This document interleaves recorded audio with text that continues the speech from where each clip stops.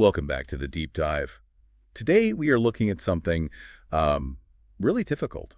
What happens when managing a family inheritance just goes completely off the rails and ends up in a criminal court battle? Yeah, we're talking about the massive legal risks for an estate executor, the That's right. under Thai law. And this isn't just a family disagreement over who gets what. Not at all. We're diving into the Supreme Court ruling, Deacon No, 154-32568. It really it highlights this razor's edge between just managing an estate for convenience and actual criminal intent. Right. The core of this story is that siblings felt they had no choice but to sue their own sister, defendant M, for embezzlement. That's an account of their mother's estate. And that's the key, isn't it? A criminal charge. They weren't just trying to get the money back in a civil suit. Exactly. They had to prove she didn't just mess up, she actually intended to steal from them. Absolutely. Yeah. So our mission today is to unpack how the court balanced these, very technical procedural mistakes against clear evidence of someone acting dishonestly. This case is just full of lessons. Okay, so let's set the stage. What was the family situation here? Well, the mother, Kun Kaur, she died without leaving a will. Ah, okay. The classic starting point for trouble. Often, yes. Initially, the father, Kuntur, and the daughter, the defendant, M, they managed everything together. But then late 2018, the father's health declined and he had to step down. Leaving M as the sole executor. And that gave her total legal control over all the assets. We're talking about over 46 million Thai baht from a land sale.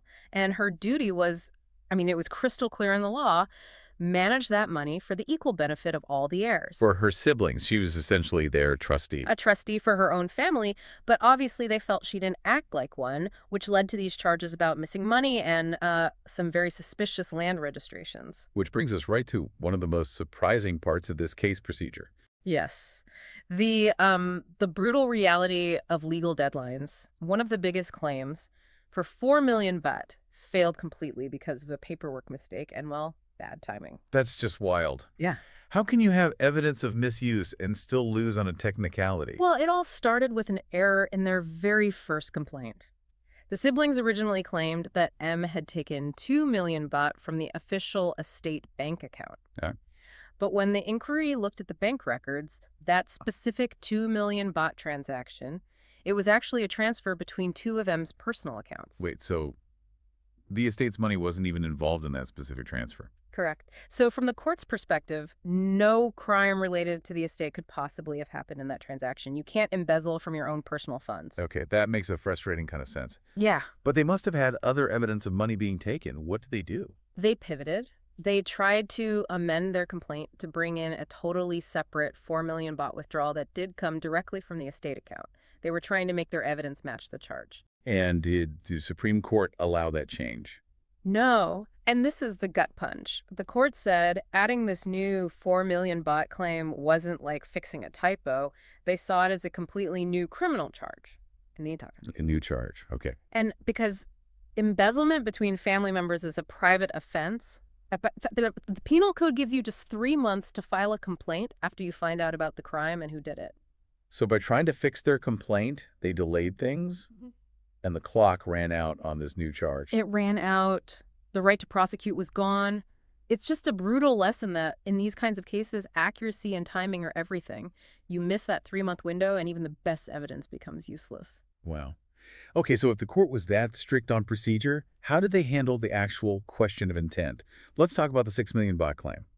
In this one, M did move money from the estate account to her personal one. She did. That seems like an open and shut case of embezzlement, but she was acquitted on that charge. Why? This is another really crucial legal point. The court made it clear that just moving estate funds into your personal account isn't automatically a crime. Really? M's defense was that she did it for the convenience of management. To make it easier to pay estate taxes or other fees, which would ultimately benefit everyone. So the transfer itself isn't the crime, it's what you do with the money after you transfer it. Precisely. The burden of proof was on her siblings to show she used that 6 million baht association dishonestly.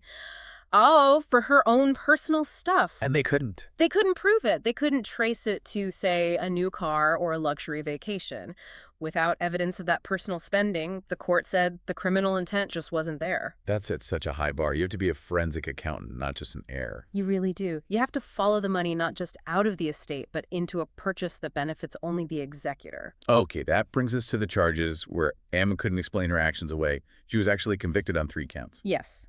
This is where the intent became undeniable. Let's start with the clearest example.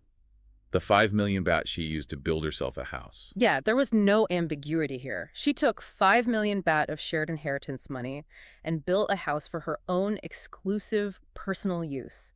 There was no way to argue that was for the convenience of the estate. It was a direct benefit to her and only her. Exactly. It was the textbook definition of abusing your position as a trustee. And what about her defense? Yeah. I remember she tried to say it was what her father wanted. She did. She claimed her father, Kunchor, had wished for her to have the house, but the Supreme Court completely rejected that. Why? They were very clear. The father had zero legal right to say how the mother's estate was spent.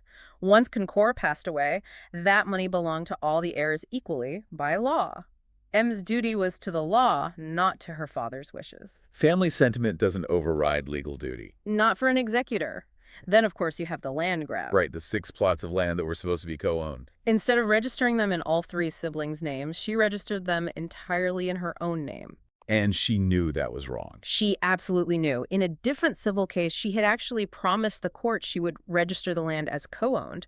So doing the opposite, that just screamed dishonest intent. It was a clear move to deprive her siblings of their share. And I assume her excuse that she was just holding it on their behalf didn't fly. Not for a second. Her actions spoke way louder than her words, especially since she refused any attempt to fix it and fought the case all the way to the top. So the Supreme Court upheld her convictions for the house and the 2 land transfers.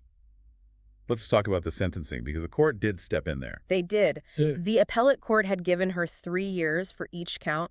The Supreme Court slashed that to just 6 months per count for a total of 12 months in jail. That's a huge reduction. What was the legal reason for that? It comes down to her being family. The Penal Code has a specific section, Section 71, that gives judges the discretion to be more lenient when a crime is committed against a close family member, like a sibling. Interesting. So the family bond that was broken actually helped reduce her sentence. In a way, yes. The court reasoned that it wasn't some, elaborately planned crime against a stranger. It was a family matter that turned criminal. But she still got jail time. Yeah. They refused to suspend the sentence, so no probation. Why? That all came down to her conduct after the fact. Her lack of remorse. Exactly. She'd abused her legal authority. She flat out refused to negotiate or return the assets. She showed no regret, fighting it tooth and nail. The court basically said that her attitude made a suspended sentence inappropriate. She hadn't earned that leniency. So this entire case is just a massive warning sign. If you're listening and you might one day be an executor or have one in your family, what are the 2 biggest lessons here? I'd say first and most importantly is the deadly power of procedure. That 4 million baht claim that just vanished, it shows that the 3-month deadline for private offenses is absolutely unforgiving. Your legal work has to be perfect. Get it right the first time, because you may not get a second chance. Yeah. For sure. And the second lesson is all about intent. The high bar for proving embezzlement. Managing an estate gives you some leeway for convenience, but the second that convenience becomes about your own exclusive benefit, like building a house, you've crossed a bright red line into criminal territory. And your actions are judged against the rights of all the beneficiaries, not what you think a parent might have wanted. The legal duty always, always comes first. So here's a final thought for you to think about. We've seen how this all fell apart because of a lack of oversight.